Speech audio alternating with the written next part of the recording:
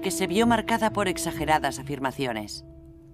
Se rumoreaba que la hija del emperador organizaba fiestas todas las noches en la plaza pública de Roma.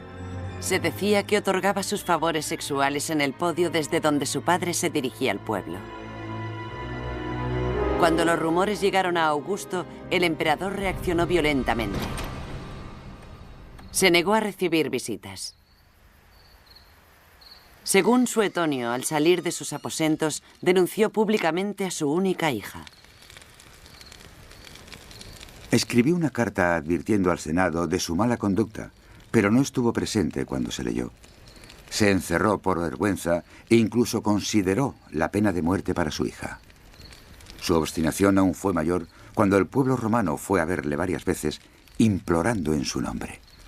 Maldijo a la multitud, deseándoles que tuvieran tales hijas o esposas. Como padre, Augusto no podía aceptar la conducta de Julia. Como emperador, no podía tolerar la vergüenza. Augusto la desterró para el resto de su vida.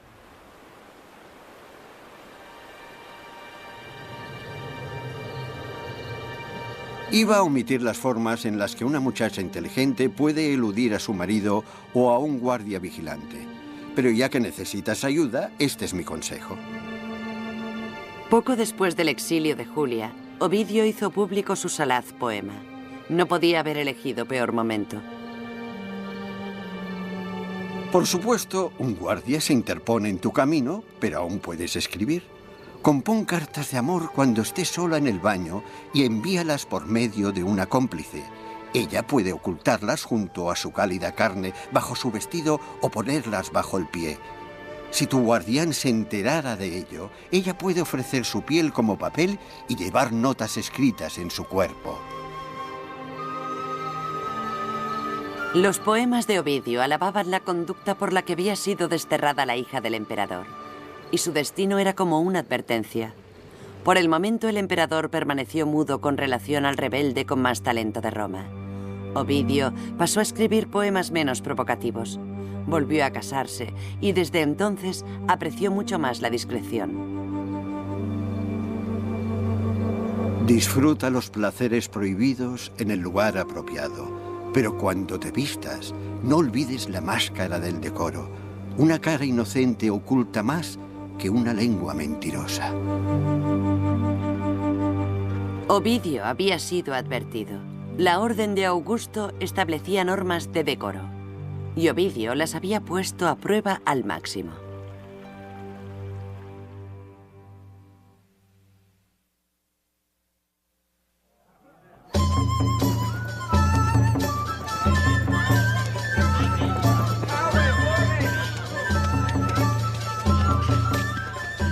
Ahora considera los peligros de la noche. Las tejas caen de los tejados y te dan en la cabeza.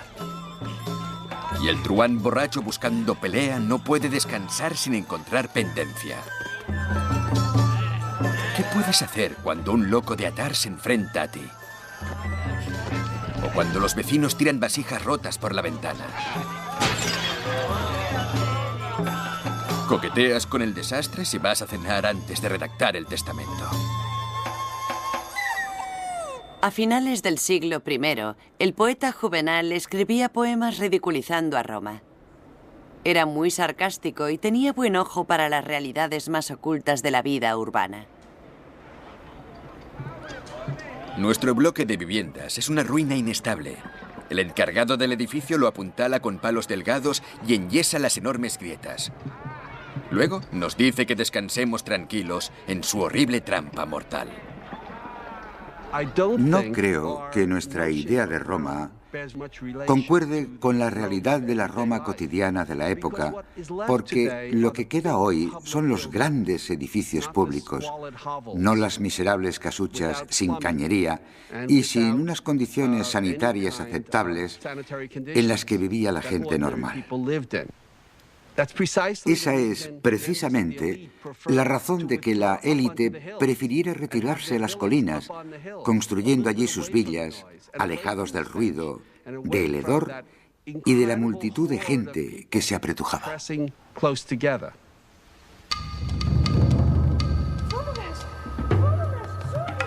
Me gustaría vivir donde no se experimente miedo en la oscuridad de la noche. Incluso ahora mismo, huelo el fuego y oigo los gritos de un vecino pidiendo agua, mientras se esfuerza por salvar sus miserables pertenencias. El humo sale de la tercera planta mientras las llamas van subiendo. Pero el pobre desgraciado que vive en la última planta, con un techo con goteras y nidos de pájaros, ignora el peligro y seguro que se quemará.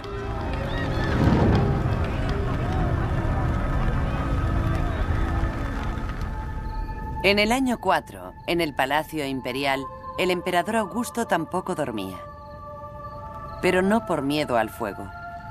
Convertido en un anciano de 66 años, Augusto había perdido casi todo su vigor juvenil. Había perdido la visión del ojo izquierdo. Le quedaban pocos dientes, muy separados y gastados. Sus cabellos eran pocos y amarillentos. Tenía la piel irritada de tanto rascarse y llena de rasguños. Estaba tan reseca que parecía un tiñoso.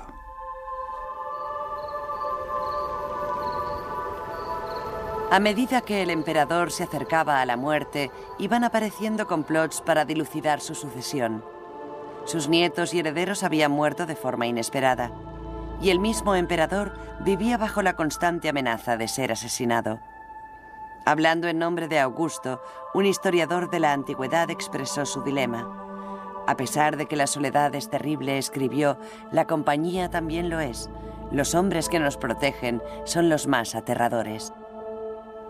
En cierto modo, Augusto parecía una roca, y lo que creó también lo parecía, por lo que es fácil olvidar su fragilidad. Creo que sus contemporáneos eran conscientes de dicha fragilidad, y desde luego Augusto estaba preocupado en exceso por proporcionar un sistema de gobierno seguro cuando él faltara.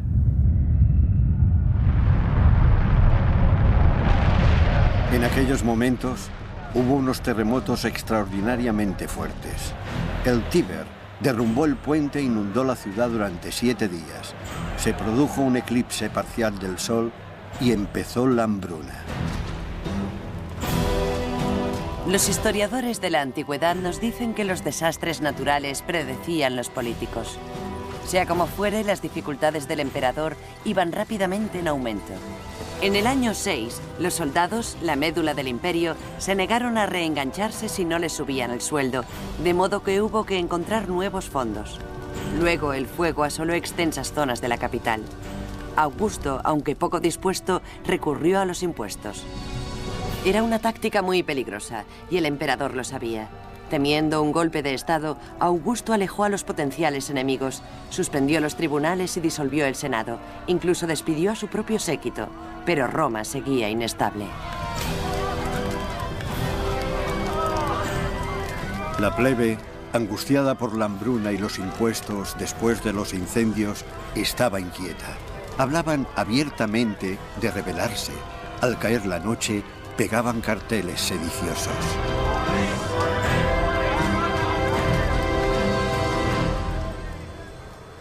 La crisis pasó, pero